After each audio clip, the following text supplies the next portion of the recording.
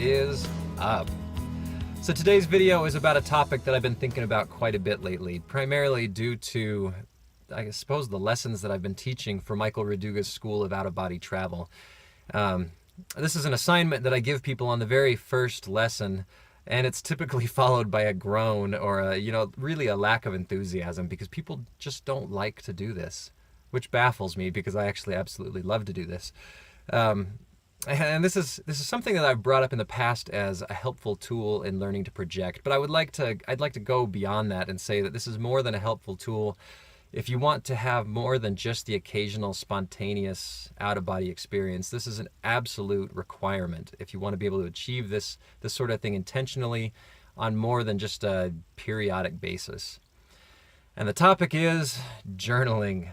And I'm not just talking about dream journaling, although it's great to write down your dreams. That's another one of my favorite things to do. But I'm talking about journaling all around the process of learning to project. So if you think about Robert Monroe and all of the efforts that he went through, he had a very scientific mind about this whole process and his approach to learning to project and learning to teach other people to project.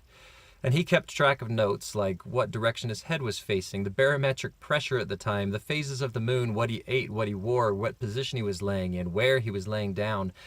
And he would keep these detailed records of all of these different things. And then, in one of his books, he actually outlines, here's things that I found that mattered, here's things that I found that don't matter. And it was reading Robert Monroe's books that spurred this idea in me, initially. Well, it was partially that and partially frustration. In the very early days, I had my very first experience, and it was fairly accidental. I was trying to induce it, but I didn't believe it was going to happen.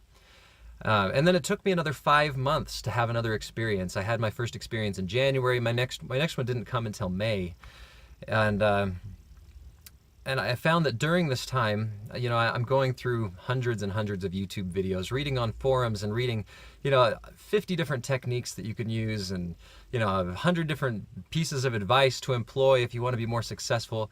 And it all became so incredibly frustrating, jumping from one technique to the next, and really just feeling like I'm just floundering without any real concrete direction.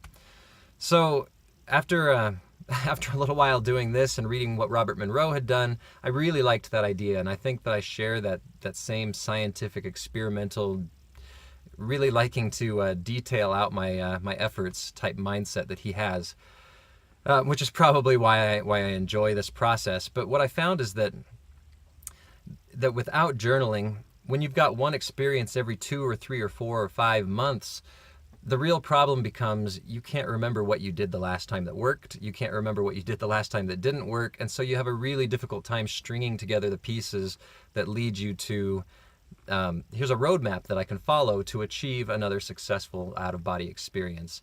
Now, it becomes a little bit less important as you become more and more adept at it, and you have more and more experiences, and you find this pattern that you can follow. But especially in the early days, you need to write down, anytime you have any sort of success, and this includes any sort of non-physical sensations. What did you do to relax this time that worked especially well? What were you wearing? What was the temperature in your room? Did you eat anything before you went to bed? You get a little bit further and you say, this time I felt my senses start to shut off. My ears started shutting off. My eyes shut off. What did I do to get there? What did I do to achieve this deeper level of relaxation while still keeping my mind awake? And then you get to that point, and you're trying to induce the vibrational state by some sort of visualization or imagined movement, or the target technique or something. And so you're doing this, and you start to feel tingling or a sense of vertigo in your limbs and in your head. And you need to write down, what did I do to get myself from this void state where my senses had shut off to this point where I started to feel something else, something out of the ordinary, something non-physical.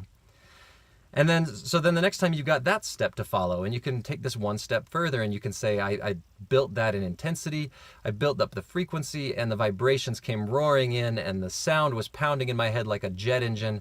What did I do to take it from this point of just feeling the sense of vertigo and this tingling and these strange sensations to this absolutely terrifying, intense vibrational state? And you just keep on going with these stepping stones. And in a way, if you've read Robert Monroe, this is what he was trying to achieve with his focus levels. So he had focus 10, which he openly admits is just an arbitrary number they picked. And focus 10 means mind awake, body asleep. And then they came up with focus 12, and focus 12 symbolizes a deeper level of relaxation. And then they have focus 15, and then they have focus 21 and focus 27, and he goes into all of these levels. And the reason why he does this is because from C1 consciousness is what he calls it, it's easy to see how to get to focus 10, but maybe you can't see focus 12. And he uses the analogy, if you're standing in a clearing in the woods, you may be able to see a signpost that's a little ways off in the woods, but that may be all you can see is that one signpost. Well, when you get to that signpost, maybe you can still see where you started, but you can also see another signpost that's further down the road. And so building up these signposts, this map, this allows you to achieve these states more regularly with more consistency, and to learn what really works for you, because I would say that based on the people that I've worked with, everybody responds to things a little bit differently. And so finding the thing that works specifically for you, even though there's general guidelines to follow, finding things that work specifically for you tends to be the challenge. So as much of a pain as it is to, it's fun to practice, it's fun to relax, it's fun to feel the crazy sensations, and as much of a pain as it is for so many people to get up afterwards and write down, what did I eat 3 hours ago, and what position was I laying in, and where was I practicing, and all of these details, that's not the exciting part of it. But what I've found is that without that record keeping aspect of it, it's an incredibly hard process to really improve at. So as of right now, I highly encourage all of you to go and get a journal. Write down your dreams too, because it's fun, and I think that you can find profound messages and answers in dreams as well. But at the very least, start writing down everything that has to do with your projection practice. It's an incredibly important thing if you're going to learn to achieve these states on a regular basis.